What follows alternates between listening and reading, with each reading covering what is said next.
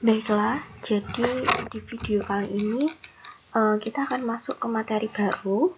Bu Novi akan membahas tentang struktur dan fungsi jaringan tumbuhan.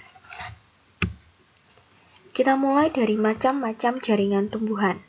Yang pertama, ada yang namanya jaringan meristem. Jaringan meristem adalah jaringan yang sel penyusunnya bersifat embrional, artinya mampu terus-menerus membelah. Karena itu, jaringan meristem disebut juga sebagai jaringan yang aktif membelah. Ciri jaringan meristem. Yang pertama, sel-selnya selalu membelah. 2. Bentuk dan ukuran sel sama. 3. Kaya protoplasma. 4. Dinding selnya tipis. 5. Isi sel tidak mengandung kristal dan cadangan makanan. 6. Vakuola atau rongga sel belum ada atau sangat kecil. Jaringan meristem ini dibagi menjadi dua macam. 1. Jaringan meristem primer dan 2. Jaringan meristem sekunder. Kalian bisa lihat di gambar. Yang ini jaringan meristem primer dan yang ini jaringan meristem sekunder.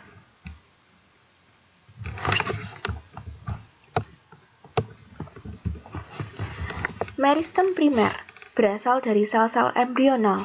Contohnya, meristem di ujung akar dan ujung batang yang biasa disebut meristem apikal. Meristem primer akan menyebabkan pertumbuhan primer jaringan yang terbentuk dari meristem primer disebut jaringan primer. Meristem sekunder berasal dari jaringan dewasa yang telah mengadakan diferensiasi dan berubah sifat jadi meristem. Misalnya, jaringan parenkim dan kolenkim. Contohnya cambium dan cambium gabus, atau kita sebut juga sebagai lingkaran tahun. Meristem sekunder akan menyebabkan pertumbuhan sekunder. Jaringan yang terbentuk dari meristem sekunder disebut jaringan sekunder. Cambium akan menghasilkan xilem dan floem. Cambium gabus akan menghasilkan gabus. Kedua, kita akan membahas tentang jaringan dewasa. Merupakan jaringan yang terbentuk dari hasil diferensiasi dan spesialisasi dari sel-sel hasil pembelahan jaringan meristem. Ciri khasnya, dia telah mengalami diferensiasi, pada umumnya tidak membelah lagi, bentuknya permanen sehingga rongga selnya besar dan dinding selnya sudah mengalami penebalan. Jaringan dewasa ini dia ada jaringan epidermis. Yang pertama, dia merupakan jaringan yang menutupi permukaan tumbuhan. Ciri atau karakteristiknya, bentuknya seperti sel balok, tersusun berlapis tunggal, rapat, tidak ada ruang antar sel. Tidak memiliki klorofil dan modifikasi sesuai dengan letak dan fungsi. Yang kedua ada jaringan parenkim. Nama lain dari parenkim adalah jaringan dasar. Sel parenkim yang mengandung klorofil disebut klorenkim. Fungsi dari jaringan parenkim adalah untuk menyimpan cadangan makanan dan air oleh tubuh tumbuhan. Jaringan penguat. Jaringan penguat nama lainnya yaitu stereon. Fungsinya untuk menguatkan bagian tubuh tumbuhan terdiri dari kolenkim dan sklerenkim. Yang D, jaringan pengangkut. Itu terdiri atas xilem dan floem. Saya mulai dari xilem ya. Xilem berfungsi menyalurkan air dan mineral dari akar ke daun. Jaringan xilem mengandung sel-sel parenkim dan serabut xilem yang fungsinya seperti pada serabut floem. Yang kedua ada floem. Floem berfungsi menyalurkan zat makanan hasil fotosintesis dari daun ke seluruh bagian tubuh. Di antara pembuluh floem terdapat jaringan parenkim yang disebut parenkima floem. Jadi kalau tadi xilem untuk air, floem untuk hasil fotosintesis. Selanjutnya ada jaringan gabus yang berfungsi sebagai pelindung menggantikan epidermis yang sudah rusak atau mengalami penebalan, dibentuk oleh cambium gabus yaitu velogen. Velogen akan membentuk velum keluar dan veloderm ke dalam. Jadi kalau yang keluar dia namanya velum, kalau yang ke dalam dia namanya veloderm. Pengangkutan air dan mineral dibedakan menjadi dua, ekstravaskular melalui apoplas dan simplas, serta intravaskular melalui xilem. Ini adalah bagaimana air masuk ke dalam akar. Setelah itu kita masuk ke organ pada tumbuhan. Yang pertama ada akar, yang berfungsi menambatkan tumbuhan, menyimpan cadangan makanan, menyerap air, dan mineral.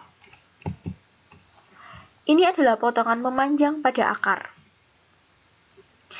Bisa diperhatikan letak bagian-bagiannya, dan juga letak xilem serta floemnya. Lalu ini adalah potongan melintang pada akar. Selanjutnya setelah akar ada batang. Batang merupakan bagian tumbuhan yang berada di permukaan tanah, berasal dari batang lembaga pada embrio.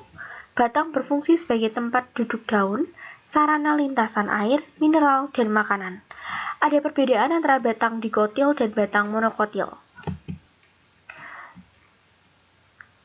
Ini adalah potongan pada batang, ada apical meristem atau meristem apikal, lalu ada protoderm, ground meristem, dan procambio. Lalu ada vascular blender. Vascular blender ini yang dalam xilem, yang di luar adalah phloem. Nah, sekarang kita mulai dari batang dikotil. Kalian bisa perhatikan letak xilem sama phloemnya, dia rapi ya. Di sini rapi. Kalau dikotil itu dia struktur xilem dan phloemnya rapi. Susunan jaringannya epidermis, korteks, endodermis, dan stele. Stele ini terdiri atas perisel, parenkim, dan fasis atau berkas pengangkut yang teratur melingkar. Tipe fasisnya adalah kolateral terbuka. Lalu ada batang monokotil. Kalau di monokotil kalian bisa lihat kalau xilem dan phloemnya dia tersebar, tidak rapi ya, seperti pada dikotil tadi. Susunan jaringannya meliputi epidermis, hipodermis atau korteks, serta stele yang terdiri atas parenkim dan fasis berkas pengangkut yang tersebar tidak teratur. Tipe fasisnya adalah kolateral tertutup. Kalau tadi pada dikotil dia terbuka, pada monokotil dia tertutup. Nah, ini adalah batang dikotil dan monokotil. Ini dikotil, ini monokotil. Jadi kalau dikotil dia vascular bundle-nya atau jaringan pengangkutnya meliputi xilem dan phloem, dia tersusun rapi. Kalau pada monokotil, vascular bundle-nya dia tersebar. Xilem dan phloemnya tersebar. Yang warna blue itu phloem, biru adalah phloem. Yang warna red atau merah dia adalah xilem. Ini ya. Xilem yang mengangkut air, phloem yang mengangkut hasil fotosintesis. Ini adalah batang dikotil dan monokotil jika dilihat melalui mikroskop. Selanjutnya kita akan masuk ke daun. Daun merupakan bagian tumbuhan yang biasanya berbentuk lembaran pipi berwarna hijau. Daun berfungsi sebagai tempat pembuatan makanan bagi tumbuhan melalui proses fotosintesis. Ini xilem, ini phloem. Di sini stomata untuk menangkap cahaya matahari. Maka proses fotosintesis terjadi di sini. Ini adalah struktur anatomi dari daun. Jadi jika kita ambil satu sayatan daun lalu kita lihat di bawah mikroskop, maka gambarnya akan seperti ini. Yang terakhir adalah bunga. Bunga merupakan alat perkembangbiakan pada tumbuhan kelompok Angiospermae atau berbiji. Struktur bunga yaitu kelopak bunga, mahkota bunga, benang sari, dan putik. Ini ya strukturnya dari bunga. Lalu, macam-macam dari bunga, berdasarkan kelengkapan bagiannya, kita dapat bedakan menjadi bunga lengkap dan bunga tidak lengkap. Berdasarkan kelengkapan alat reproduksinya, kita bisa bedakan menjadi bunga sempurna dan bunga tidak sempurna. Demikian materi kita hari ini tentang struktur dan fungsi jaringan tumbuhan. Untuk soal sudah Bu Novi upload di akun GCR, silakan kalian lihat di akun GCR kalian masing-masing. Ini materi baru kita setelah kalian mengikuti PTS. Semoga materi ini bermanfaat. Karena tadi kita buka dengan berdoa, sekarang kita tutup dengan berdoa juga. Wassalamualaikum warahmatullahi wabarakatuh.